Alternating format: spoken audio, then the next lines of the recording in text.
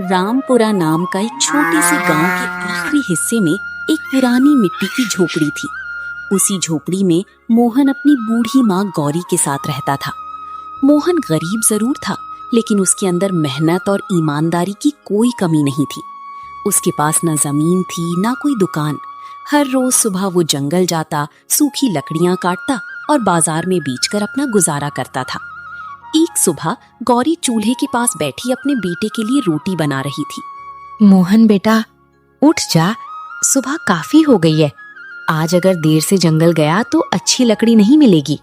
माँ, बस थोड़ी देर और सोने दो, कल बहुत थक गया था। तू भी ना बेटा, बचपन से यही बोलता आ रहा है। पहले कहता था 5 मिनट और सोने दो, अब भी वही बोलता है। लेकिन मैं जानती हूँ तू कितना थका हुआ है। माँ, आप भी ना सिर्फ मेरी थकान की चिंता करती हैं, लेकिन अपनी चिंता कभी नहीं करती। मेरी चिंता करके क्या करेगा बेटा? मेरी जिंदगी तो निकल गई, अब मेरी खुशी तो बस तू है। माँ, ऐसा मत बोला करो। आपकी जिंदगी अभी बाकी है। मैं बहुत मेहनत करूंगा और एक दिन आपको इस टूटी झोपड़ी से निकालकर अच्छे घर में रखूंगा। मोहन की बातों से माँ की आंखें भर आती हैं। बेटा, मुझे बड़ा घर नहीं चाहिए, मुझे बस इतना चाहिए कि तू हमेशा खुश रहे। आपकी यही बात मुझे हर दिन जंगल जाने की ताकत देती है माँ। फिर माँ ने मोहन को खाने को देती है। खाना खाने के बाद वो अपनी पुरानी कुल्हाड़ी उठाता है। चलता हूँ माँ, आज कोशिश करूंगा ज्यादा लकड़ी काटने की। ठीक है, अपना ध्यान रखना बेटा, और जंगल में अकेले ज्यादा अंदर मत चले जाना। आप चिंता मत करो माँ, मैं जल्दी लौट आऊंगा। इतना बोलकर वो जंगल की ओर निकल जाता है। वो कुछ दूर गया ही था कि तभी रास्ते में गांव का बड़ा व्यापारी रघुवीर सेठ उसे मिल गया। अरे मोहन, कहाँ जा रहा है इतनी सुबह कुल्हाड़ी लेकर? राम राम सेठ जी, जंगल जा रहा हूँ। सूखी लकड़ियां काटकर बाजार में बेचनी है। मोहन, तू भी अजीब आदमी है। ना जमीन, ना खेत, ना कोई दुकान, बस जंगल की लकड़ियां काटकर जीवन चला रहा है। सेठ की बात सुनकर मोहन शांत आवाज में बोलता है। सेठ जी, कोई भी काम छोटा नहीं होता। मेहनत से कमाया हुआ पैसा ही सबसे अच्छा सुकून देती है। मोहन की बातों से सेठ कुछ पल चुप रहता है, फिर बोला। मोहन, मुझे रोज बहुत सारी लकड़ी की जरूरत पड़ती है। हवेली में चूल्हे और दूसरे कामों के लिए लकड़ी चाहिए। अगर तू रोज अच्छी सूखी लकड़ी पहुंचा दिया कर तो मैं तुझे बाजार से अच्छा पैसा दूंगा। सेठ की बात सुनते ही मोहन की आंखों में उम्मीद आ जाती है। सच कह रहे हैं सेठ जी? इससे तो मेरी बहुत मदद हो जाएगी। हाँ, लेकिन ध्यान रखना, लकड़ी अच्छी होनी चाहिए। हाँ, आप निश्चिंत रहें सेठ जी, आपको कभी शिकायत का मौका नहीं दूंगा। ठीक है, कल से लकड़ियां हवेली पहुंचा देना। सेठ की बात सुनकर मोहन जंगल की ओर चला गया। जंगल पहुंचकर उसने लकड़ी काटने लगा। कई घंटे की मेहनत के बाद शाम को मोहन लकड़ियों का गट्ठर लेकर बाजार पहुंचा और सारे लकड़ी बेचने के बाद जब वो घर लौटा तो उसके चेहरे पर खुशी थी। उसकी माँ दरवाजे पर बैठी उसका इंतजार कर रही थी। आ गया बेटा? हाँ माँ, और आज एक अच्छी खबर है। सेठ रघुवीर ने मुझे रोज लकड़ी देने का काम दिया है। अब थोड़े अच्छे पैसे मिलेंगे। मोहन की बात सुनते ही माँ की आंखों में चमक आ गई। देखा बेटा, भगवान देर करते हैं लेकिन अंधेर नहीं। हाँ माँ, अब धीरे धीरे सब ठीक हो जाएगा। वो दोनों बातें कर ही रहे थीं कि तभी आसमान में काले बादल छाने लगे। तेज हवा चलने लगी। कुछ ही देर में बारिश शुरू हो गई। झोपड़ी की छत से पानी टपकने लगा। इसी बीच उसकी माँ की तबीयत खराब होने लगी। मोहन घबरा कर बोला, माँ, क्या हुआ? माँ कमजोर आवाज में बोली, कुछ नहीं बेटा, बस मौसम की वजह से थोड़ा शरीर टूट रहा है। मोहन ने माँ का माथा छुआ तो उसकी माँ को तेज बुखार थी। माँ, आपको तो बहुत तेज बुखार है। कोई बात नहीं बेटा, सुबह जब तुम सेठ को लकड़ियां देकर घर आना तो मेरे लिए दवाई लेते आना। नहीं माँ, आपकी हालत देखकर मैं सुबह तक इंतजार नहीं कर सकता। मैं अभी की अभी दवाई लेकर आता हूँ। नहीं बेटा, इतनी तेज बारिश में मत जा। माँ, आपने मुझे बचपन से आज तक संभाला है। अगर आज मैं आपके लिए थोड़ी बारिश नहीं सह सकता तो मेरा जीवन किस काम का। इतना बोलकर मोहन तेज बारिश में बाहर निकल पड़ा। बारिश बहुत हो रही थी, चारों तरफ अंधेरा था। मोहन भीगता हुआ गांव के बड़े घर की तरफ जा रहा था। उसके मन में बस एक ही बात चल रही। माँ को कुछ नहीं होना चाहिए, चाहे मुझे कितनी भी परेशानी क्यों ना उठानी पड़े। कुछ देर बाद वो रघुवीर सेठ की हवेली के दरवाजे पर पहुंचा। मोहन ने दरवाजा खटखटाया। कुछ देर बाद सेठ रघुवीर बाहर आया। अरे मोहन, तू इस हालत में इतनी बारिश में यहाँ क्या कर रहा है? मोहन ठुठरते हुए हाथ जोड़कर बोला, सेठ जी, मेरी माँ की तबीयत बहुत खराब है। उन्हें बहुत तेज बुखार है। घर में दवा के लिए पैसे नहीं हैं। मुझे कुछ पैसे उधार दे दीजिए। मैं आपकी लकड़ी का काम करके धीरे धीरे चुका दूंगा। ठीक है मोहन, पैसे तो मैं दे दूंगा, लेकिन एक बात याद रखना, ये दान नहीं है, उधार है, जो तुझे ब्याज के साथ लौटाना पड़ेगा। सेठ की बात सुनकर मोहन का चेहरा थोड़ा उतर गया। वो कुछ देर चुप रहा, फिर मजबूरी में बोला, ठीक है सेठ जी, माँ को बचाने के लिए मुझे आपकी शर्त मंजूर है। फिर सेठ ने मोहन को कुछ पैसे दे देता है। मोहन पैसे लेकर वहां से निकल जाता है और सीधे गांव के वैद्य हरिदास के घर पहुंचता है और दरवाजा खटखटाता है। कुछ देर में वैद्य जी बाहर आते हैं। अरे मोहन, इतनी रात को?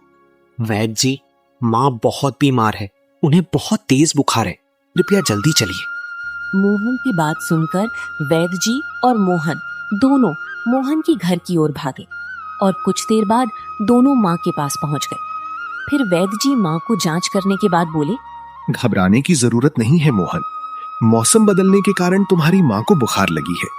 मोहन चिंतित आवाज में पूछा, वैद्य जी, माँ ठीक तो हो जाएगी ना? बेटा, चिंता करने से बीमारी नहीं जाती। हिम्मत रख और ये दवा समय पर देते रहना। धन्यवाद वैद्य जी। अगली सुबह उसकी माँ की तबीयत थोड़ी बेहतर थी। मोहन उनके पास बैठा था। मोहन, बेटा, रात को तू पैसे कहाँ से लाया था? माँ की बात सुनते ही मोहन चुप हो जाता है, लेकिन उसकी माँ सब समझ जाती है। सच सच बता बेटा, तू सेठ के पास गया था ना? हाँ माँ, कर्ज लिया हूँ, लेकिन आप चिंता मत करो, धीरे धीरे मैं चुका दूंगा। बेटा, गरीब आदमी के लिए कर्ज बहुत भारी बोझ होता है।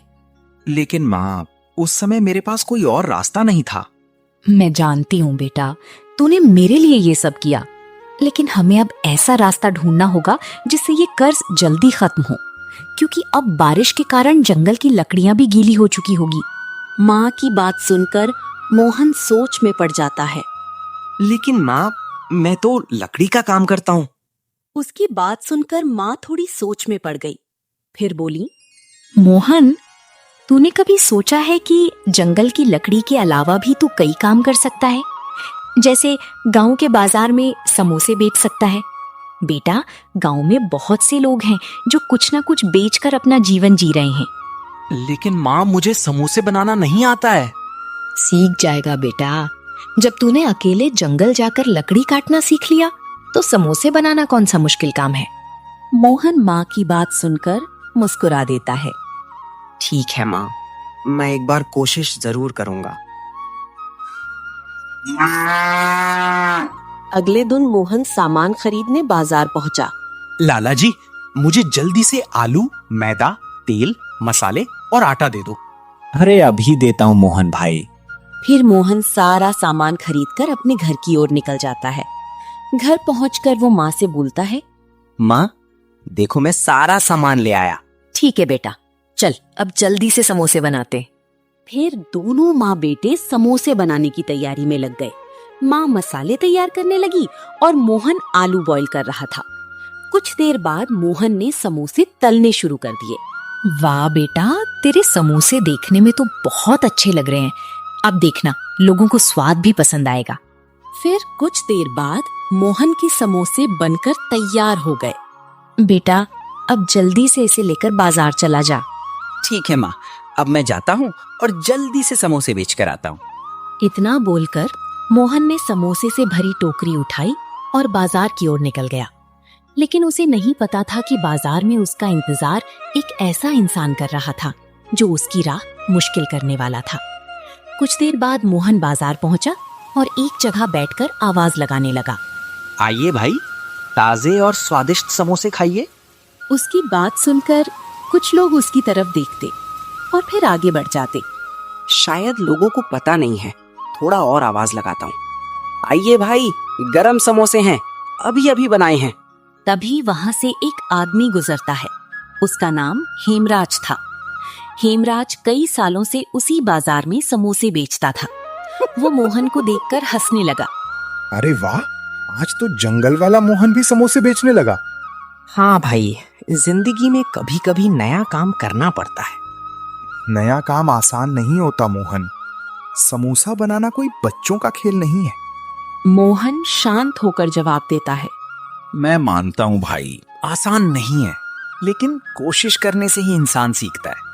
मोहन की बात सुनकर हेमराज वहां से आगे बढ़ जाता है और मन ही मन सोचता है, अगर इसका काम चल गया तो मेरे ग्राहक कम हो जाएंगे। इसका जल्दी कुछ करना पड़ेगा। इतना सोचते सोचते हेमराज अपने ठेले पे वापस पहुंच जाता है।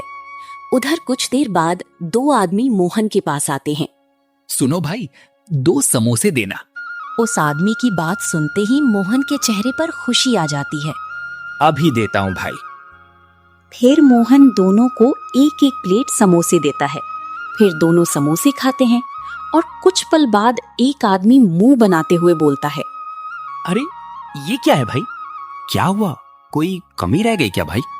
इस समोसे का स्वाद वैसा नहीं है जैसा होना चाहिए।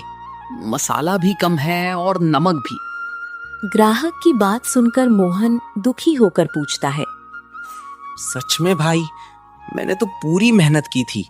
मेहनत अपनी जगह है, लेकिन स्वाद भी जरूरी है। इतना बोलकर दोनों समोसे बिना पूरा खाए वहां से चले जाते हैं। आसपास खड़े लोग भी उन दोनों की बात सुन लेते हैं। उधर हेमराज अपनी ठेले पर खड़ा मुस्कुरा रहा था। मोहन धीरे से अपनी टोकरी की तरफ देखकर बोला, हे भगवान, क्या माँ का सपना गलत था? इतना सोचकर मोहन समोसे की टोकरी लेकर घर लौटता है। उसकी माँ वहीं आंगन में ही बैठी थी। आ गया बेटा? मोहन चुपचाप टोकरी नीचे रखकर बोला। माँ, लोगों ने कहा मेरे समोसे अच्छे नहीं हैं। बस इतनी सी बात? मोहन भावुक होकर बोला। माँ, मैंने सोचा था ये काम करके सेठ का सारा कर्ज चुका दूंगा, लेकिन लगता है मैं कुछ नहीं कर पाऊंगा। बेटा, एक दिन की हार से कोई इंसान हार नहीं जाता। तुम्हें जंगल में कितनी बार लकड़ी नहीं मिली, फिर भी जाना नहीं छोड़ा। तूने भूख देखी, बारिश देखी, परेशानी देखी, फिर भी मेहनत करता रहा। तो अब सिर्फ इसलिए हार मानेगा क्योंकि कुछ लोगों ने स्वाद पसंद नहीं किया? माँ की बात सुनते ही मोहन की आंखों में फिर से एक उम्मीद जाग जाती है। आप सही बोल रही हैं माँ, मैं दोबारा कोशिश करूंगा। जब रात हुई तो मोहन अपनी झोपड़ी के बाहर बैठा सोच रहा था। आखिर मेरे समोसों में कमी क्या है? वो इतना सोच ही रहा था कि दूर से किसी के चलने की आवाज आती है। कुछ ही देर में एक बूढ़ा आदमी मोहन के पास आता है और थकी आवाज में बोलता है। बेटा, बहुत भूखा हूं, क्या कुछ खाने को मिलेगा? मोहन उसकी बात सुनकर घर के अंदर जाता है और अपने बचे हुए समोसे लेके वापस आता है। बाबा, ये समोसे आज बिके नहीं, लेकिन आप खा लीजिए। अभी फिलहाल मैं आपको यही खिला सकता हूँ। इतना बोलकर मोहन ने समोसे की प्लेट बढ़ा दिया और वो बूढ़ा आदमी जैसे ही पहला समोसा खाए, उनकी आंखें चमक उठी। बेटा, तुम्हारे हाथ में स्वाद है, लेकिन बस एक छोटी सी कमी है। उनकी बात सुनकर मोहन ने हैरानी से पूछता है, क्या कमी है बाबा? फिर वो बूढ़ा आदमी अपनी झोली से एक छोटी सी पुरानी पोटली निकालकर मोहन को देते हैं। मोहन उस पोटली को लेते ही चौंक जाता है। इस पोटली में क्या है बाबा? बूढ़ा आदमी गंभीर होकर बोलते हैं। एक ऐसा राज जो तुम्हारे समोसे की किस्मत बदल सकता है बेटा। लेकिन बाबा, आप मुझे ये क्यों दे रहे हैं? क्योंकि बेटा तुम्हारे अंदर लालच नहीं, मेहनत है, ईमानदारी है। इतना कहकर वो बूढ़ा आदमी वहां से चले जाते हैं। उनके जाते ही मोहन के मन में एक सवाल उठता है। क्या सच में ये पोटली मेरी जिंदगी बदलने वाली है? अगली सुबह मोहन जल्दी से उठ गया। तभी उसकी माँ ने देखा कि मोहन बार बार उस छोटी सी पोटली को देख रहा है। बेटा, इस पोटली में क्या है? माँ, रात में एक बाबा आए थे। मैंने उन्हें समोसा खाने को दिया था, तभी उस बाबा ने मुझे ये पोटली दी थी और बाबा ने कहा था कि इससे मेरी किस्मत बदल जाएगी। मोहन की बात सुनने के बाद माँ बोली, बेटा, याद रखना, अगर ये कोई अच्छी चीज है तो इसका इस्तेमाल हमेशा अच्छे काम के लिए करना। हाँ माँ, बाबा की बात मैं कभी नहीं भूलूंगा। फिर मोहन समोसे बनाने लगता है। जैसे ही समोसा तैयार होता है तो मोहन उस बाबा के दिए हुए पोटली से थोड़ी सी जड़ी बूटियां अपने समोसे में मिला देता है और देखते ही देखते उसके घर में एक अलग ही खुशबू फैल जाती है। उस खुशबू को सूंघकर माँ हैरान होकर बोलती है, बेटा, ये कैसी खुशबू है? मोहन भी खुद हैरान था। माँ, मैंने ऐसी खुशबू आज तक कभी नहीं महसूस की। बेटा, शायद भगवान ने तेरी सुन ली है। माँ की बात सुनने के बाद मोहन समोसे लेकर बाजार पहुंच गया और जोर जोर से आवाज लगाने लगा, गर्मा गर्म समोसे, ताजे और स्वादिष्ट समोसे, आओ भैया आओ। लेकिन इस बार वहां का नजारा अलग ही था। इस बार कुछ लोग रुकने लगे। उनमें से एक आदमी बोला, अरे भाई, ये कैसी खुशबू आ रही है तुम्हारे समोसे से, जरा एक समोसा देना। मोहन खुशी खुशी उसे एक प्लेट समोसा देता है और जैसे ही उस आदमी ने पहला निवाला खाया, उसकी आंखें फैल गईं। अरे भाई, ये तो कमाल है, ऐसा समोसा मैंने पहले कभी नहीं खाया। उस आदमी की बात सुनते ही धीरे धीरे लोग मोहन के पास आने लगते हैं। भाई, मुझे 2 समोसे देना। मुझे 4 देना। मेरे लिए भी 4 पैक कर देना। ग्राहक की बात सुनकर मोहन की आंखों में खुशी आ जाती है। शाम होते होते उसके सारे समोसे बिक जाते हैं। वो खुशी खुशी घर पहुंचकर माँ से बोलता है, माँ, आप ठीक बोल रही थी, भगवान ने हमारी सुन ली, आज सारे समोसे बिक गए। उसकी बात सुनकर माँ की आंखों में खुशी आ जाती है। मैंने कहा था ना बेटा, मेहनत कभी बेकार नहीं जाती। अगले दिन फिर मोहन अपने समोसे लेके बाजार पहुंचा और देखते ही देखते उसके पास बहुत भीड़ जमा हो गई। फिर क्या था, कुछ ही दिनों में मोहन के समोसों की चर्चा पूरे गांव में होने लगी। अब लोग दूर दूर से उसके समोसे खाने आने लगे थे। वहीं दूसरी तरफ अब हेमराज परेशान था, क्योंकि उसके ठेले पर अब ग्राहक बहुत कम हो गए थे। वो मोहन को देखते हुए मन ही मन सोच रहा था, कल तक जिसका समोसा को लोग देखना पसंद नहीं कर रहे थे, आज वहां लोग लाइन लगाकर खा रहे हैं। आखिर मोहन के समोसों में ऐसा क्या है जो अब लोग मेरे ठेले पर नहीं आ रहे हैं? इसके समोसे में सच में स्वाद है या कुछ राज? पता तो लगाना पड़ेगा। इतना सोचकर हेमराज ने मोहन का पीछा करने का फैसला किया। अगली सुबह जब मोहन अपने घर में समोसा बना रहा था, तभी हेमराज चुपके से मोहन की खिड़की से देखा कि मोहन वही पोटली निकालकर मसाले में कुछ मिला रहा था। अच्छा, तो ये बात है, यही है इसके स्वाद का राज। अब देखता हूं मोहन, तेरा समोसा कैसे बिकता है। इतना सोचकर वो घर चला गया। फिर जब रात में सब सो गए तो हेमराज चुपके से मोहन के घर के अंदर गया और उसने वो बाबा की दी हुई पोटली उठा ली और घर से बाहर निकल गया। अब कल से सारे ग्राहक मेरे पास आएंगे।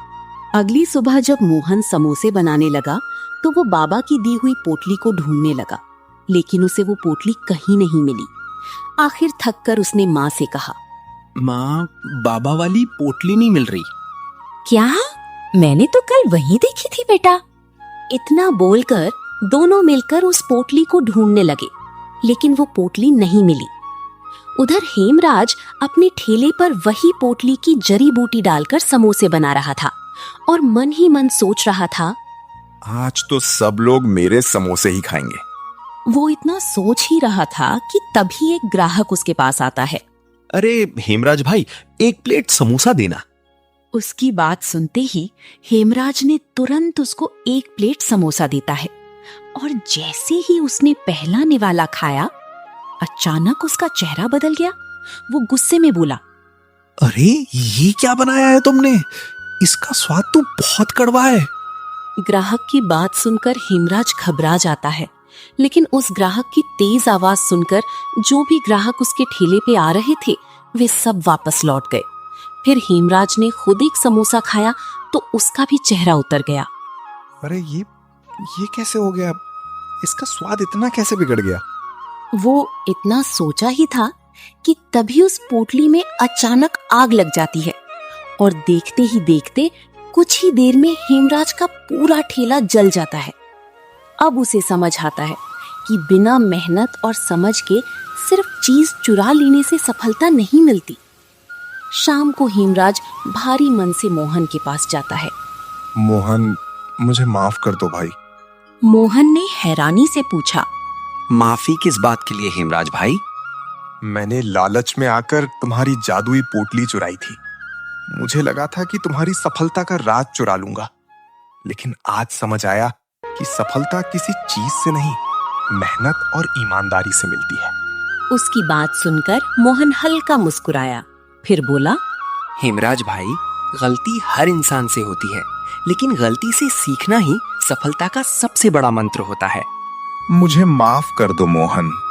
ठीक है हेमराज भाई, लेकिन वादा करो आज के बाद कभी जीवन में लालच नहीं करोगे और अपने मेहनत से आगे बढ़ोगे। मैं वादा करता हूँ मोहन भाई, आज के बाद मैं पूरी ईमानदारी और मेहनत से काम करूंगा।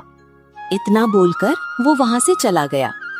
कुछ महीने बाद मोहन अपनी मेहनत और ईमानदारी से एक अच्छी सी दुकान खोल ली थी और अब उसकी माँ भी आराम से रहती थी। एक दिन मोहन अपनी माँ के साथ बैठा था, तभी अचानक उसकी माँ बोली, बेटा, याद है जब हमारे पास कुछ नहीं था?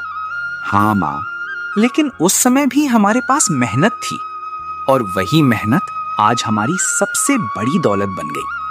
और इस तरह एक गरीब लकड़हारे मोहन ने अपने हौसले, मेहनत और ईमानदारी से अपनी किस्मत बदल दी।